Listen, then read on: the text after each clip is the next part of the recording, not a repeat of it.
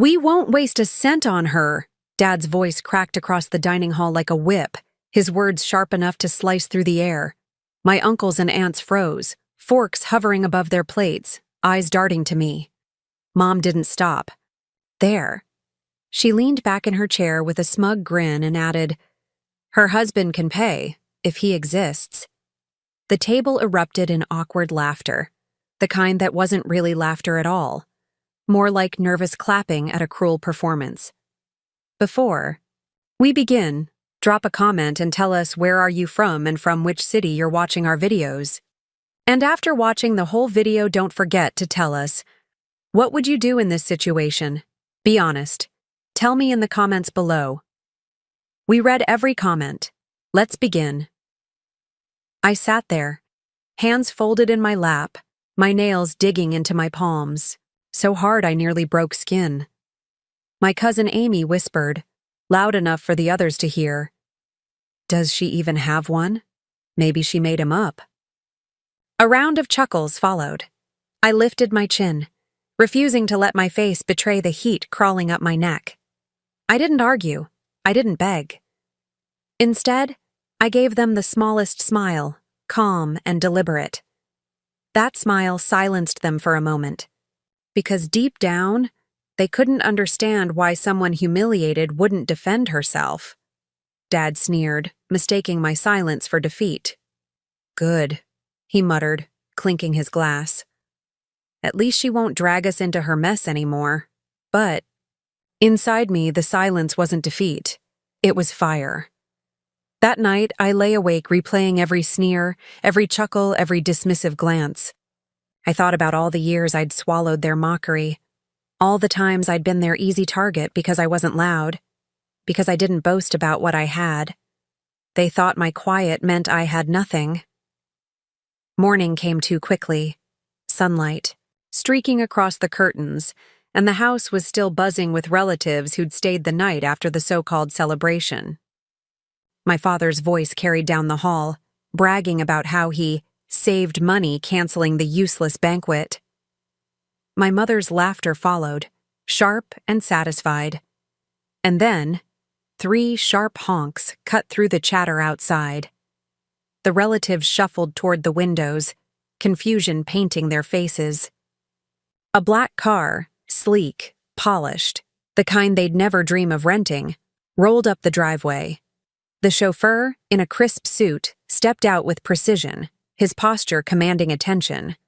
Gasps rippled through the living room. "Who is that?" one uncle asked. The chauffeur didn't answer them. He walked straight past the gawking crowd and into the house, shoes clicking against the marble floor. Without hesitation, he approached my grandfather, who was sitting quietly in the corner with his cane. Respectfully, he bowed his head slightly and extended a cream-colored envelope with a golden seal. "Mr. Carter," the chauffeur said smoothly, "this is for you. Personally signed by Mr. Reynolds." The room went dead silent. Grandpa adjusted his glasses, his weathered hands trembling slightly as he broke the seal. He pulled out a thick invitation embossed with elegant lettering. His eyes scanned the words, and then he froze. His breath caught.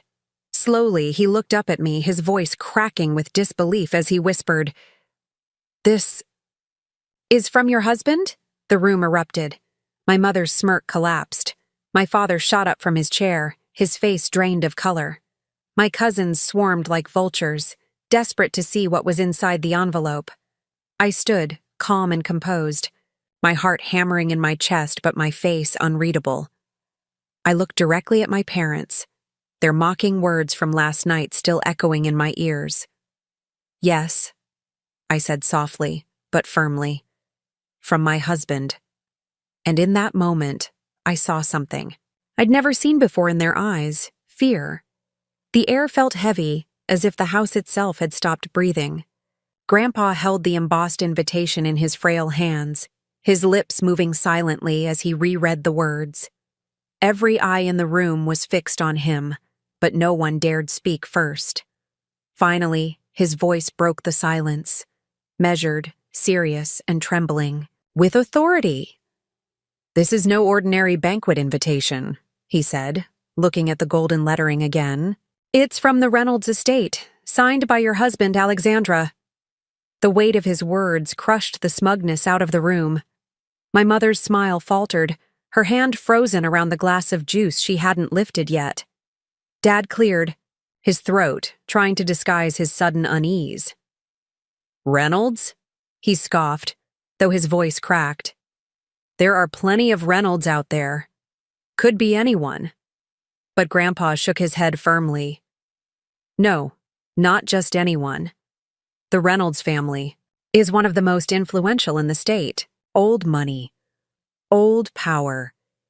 If this is true. His eyes moved to me with a sharpness I wasn't used to. Then you've all made a terrible mistake. Murmurs broke out like fire spreading in dry grass. My cousins whispered furiously among themselves. Aunt Linda fanned herself as though the room had turned sweltering, and my uncle muttered, Impossible. She couldn't have. I rose slowly, letting my chair scrape against the marble floor, the sound deliberate and sharp. My heart pounded, but my face remained composed, unreadable. You wanted proof? I said, voice steady. There it is. Mom's voice cracked, the superiority gone, replaced with a frantic edge. Stop pretending, Alexandra.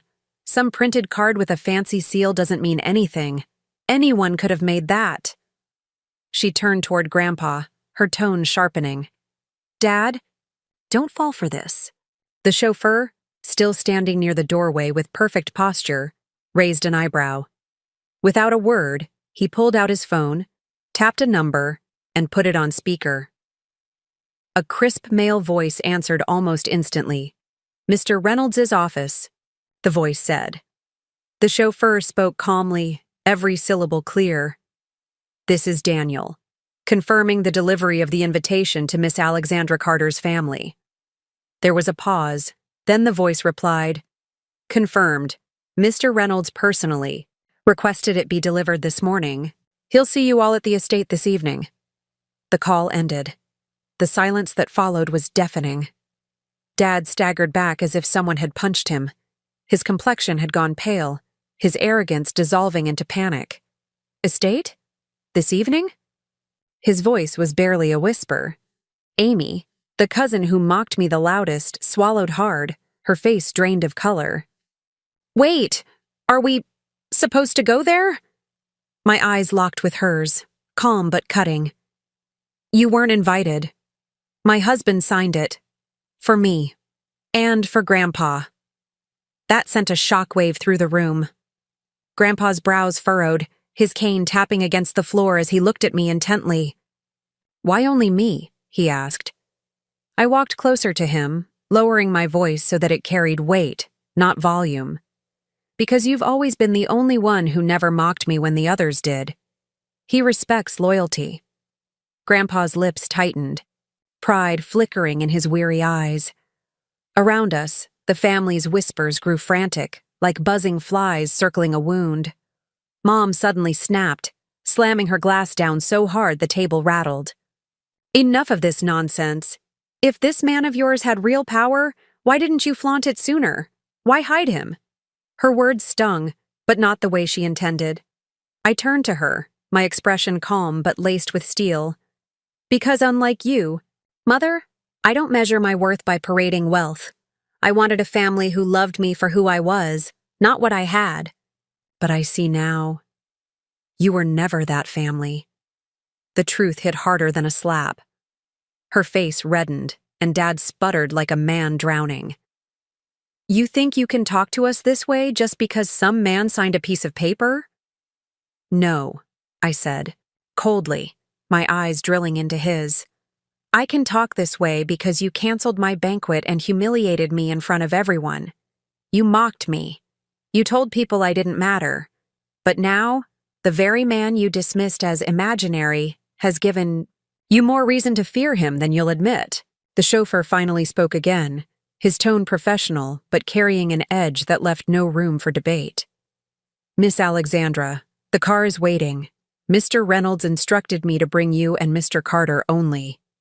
His eyes swept the room, unbothered. by the desperate, wide-eyed stares of the others. Mom lunged forward, grabbing my wrist. Her nails dug into my skin as her voice trembled, no longer mocking but desperate. "Alexandra, please, you can't shut us out. We're family." I slowly pulled my wrist free, looking her dead in the eye. "Family doesn't laugh while tearing you apart. Family doesn't cancel your joy just to save face. Whatever you were, you lost that title the moment you chose pride over me." Grandpa rose with surprising strength, his cane thudding against the marble. "She's right," he declared. His voice carried the weight of decades of authority, silencing the room. "And if what we're seeing is true, then she's the only one among you worth standing beside." Dad tried one last time, his voice cracking under the pressure. "You'll regret this. Men like that, like Reynolds, they don't stay. They'll use you and leave." I looked at him, steady and unflinching. "Maybe. But unlike you, at least he doesn't hide his cruelty behind the word father." The chauffeur gestured toward the door. "Shall we, Miss Alexandra?" I nodded, turning toward the exit. My heels clicked against the floor, each step echoing through the hall like a final judgment. Grandpa followed beside me, his head held higher than I'd seen in years. And behind us, Mom's voice finally broke, trembling with fear. "What if she's telling the truth? What if he really is?" She didn't finish. She didn't need to. The silence that followed was answer enough. Because deep down, they all knew this wasn't a game. This was just the beginning. The drive to the Reynolds estate was silent, except for the hum of the engine. Grandpa sat beside me in the back seat, his weathered hands clutching the invitation like it was a lifeline. His eyes flicked to me every few minutes, filled with questions. He hadn't asked yet. Finally, as the city skyline faded into sprawling countryside, he spoke. "Why didn't you tell me sooner, Alexandra?" His voice wasn't angry. It was heavy, like a man carrying years of regret. I stared out the tinted window, my reflection pale against the glass. "Because I wanted someone to believe in me, without needing proof," I whispered. "And you did. That's why you're here with me now." He nodded slowly, his lips tightening. For the first time, I saw pride instead of pity in his eyes. The car turned down a long private drive lined with lanterns, leading to a mansion that looked more like a palace. Its white stone glowed against the early evening sky, fountains spraying, water high into the air, manicured gardens stretching as far as I could see. Grandpa's cane tapped nervously against the leather seat. When the chauffeur opened the door, a line of staff in black uniforms stood waiting. They bowed slightly as I stepped out. My stomach twisted, but I stood tall. "Mrs. Reynolds," one of them greeted respectfully. The words rippled through Grandpa like thunder. He looked at me, eyes wide. "So it's true," he whispered. I didn't answer. I didn't need to. Inside, the grand hall gleamed with chandeliers that sparkled like 1,000 stars. Marble floors reflected our steps as if we were walking on water. Every detail whispered wealth, but none of it mattered to me more than the man standing at the far end of the hall. Ethan Reynolds. My husband. He wasn't in a tuxedo, but in a tailored dark suit, crisp and commanding. His presence filled the room before his words ever did. His jaw tightened as his eyes landed on me, softening in a way no one else ever got to see. "You're here," he said simply, his voice steady but warm. I nodded, my throat tight. For a moment, the world fell away.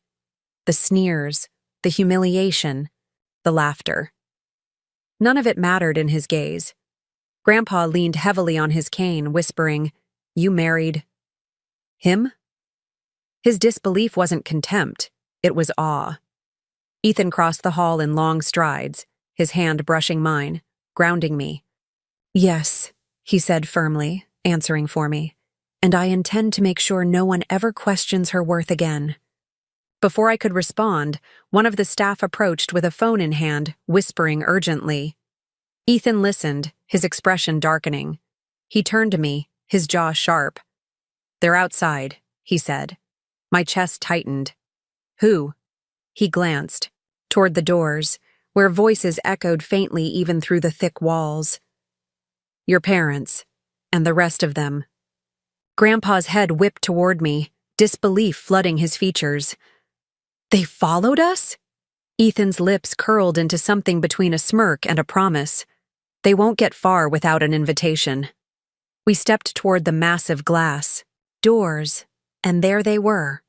My parents, my aunts, my cousins, all standing at the gates, shouting, waving their arms. Desperation painted their faces, so different from the smug superiority they wore the night before. Security held them back, professional but unmoving. Their words carried faintly on the wind. "We're family. Let us in." I froze, my breath catching in my throat. Part of me wanted to turn away. Part of me wanted them to feel every ounce of what they'd put me through. But Ethan leaned down, his voice low enough that only I could hear. "You decide. Do they stay out there, or do they come in?" My fingers trembled at my sides. For the first time in my life, the power was in my hands, not theirs.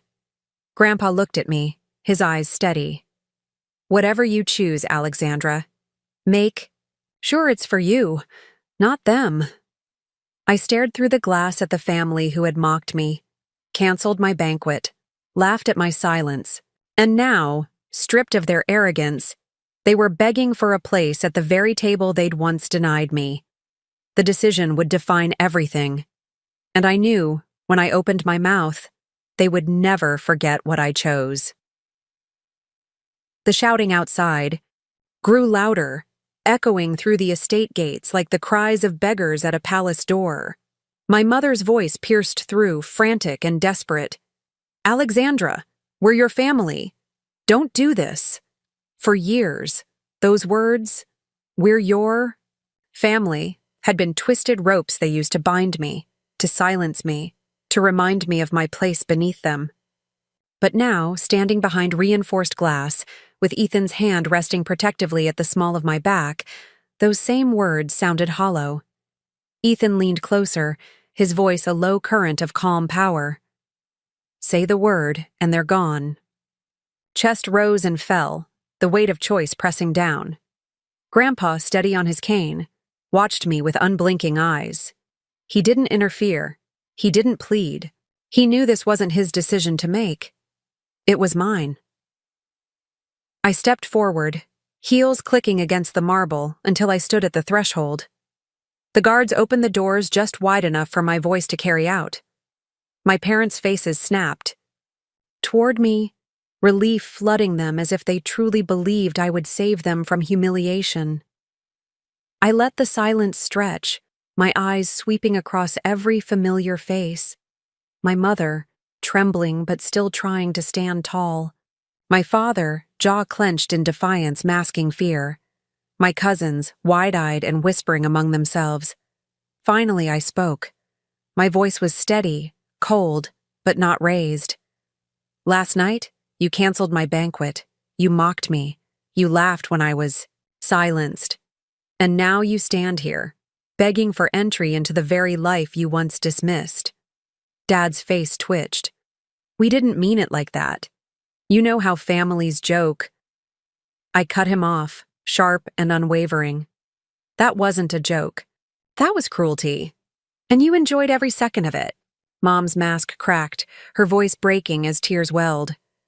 "Please, Alexandra, don't shut us out. We made a mistake. But we're still your parents." The word parents stabbed deep, but I didn't flinch. Parents protect their children. Parents don't strip them of dignity in front of a room full of relatives. You stopped being my parents the moment you decided my worth was a burden. Gasps rippled through my cousins, but no one dared defend them. Grandpa's voice rang out, behind me, firm and steady. "She owes you nothing." Ethan stepped forward, his presence towering, his tone razor-sharp. This estate welcomes loyalty, not mockery. Respect, not greed. Alexandra has the right to decide whether you step foot inside. I turned slightly, meeting Ethan's eyes. He didn't pressure me, he simply waited. And then, it all crystallized. I remembered the smirk on my mom's face, the way Dad raised his glass when he cut my banquet as if he'd won some cruel game. I remembered Amy's sneer, the whispers, the laughter. They had reveled in my humiliation. Now it was their turn to feel it. I straightened my shoulders, my words slicing through the air. Guards, close the gates. The command hung heavy. My family's expressions shattered. Mom lurched forward, nearly falling to her knees. Dad's face twisted in fury, shouting something that dissolved into nothing as the heavy gates clanged shut in their faces. The sound was final, irreversible. Behind me, Grandpa exhaled, a mixture of pride and sorrow in his eyes. You've done what they forced you to do. They made their bed, and now they're lying in it. I turned to him, my voice softening for the first time. I didn't want revenge. I wanted respect. But sometimes, the only way to earn it is to stop giving people the chance to break you. Ethan took my hand, squeezing it gently. His voice carried the final judgment. Tonight, Alexandra is no longer the girl they mocked. She is my wife, and she will never be silenced again. As the doors closed behind us, sealing the noise outside, I felt a strange calm settle in my chest. For the first time in years, I wasn't the quiet one at the table, the shadow in the corner. I was the one in control, and this time, they would never forget it.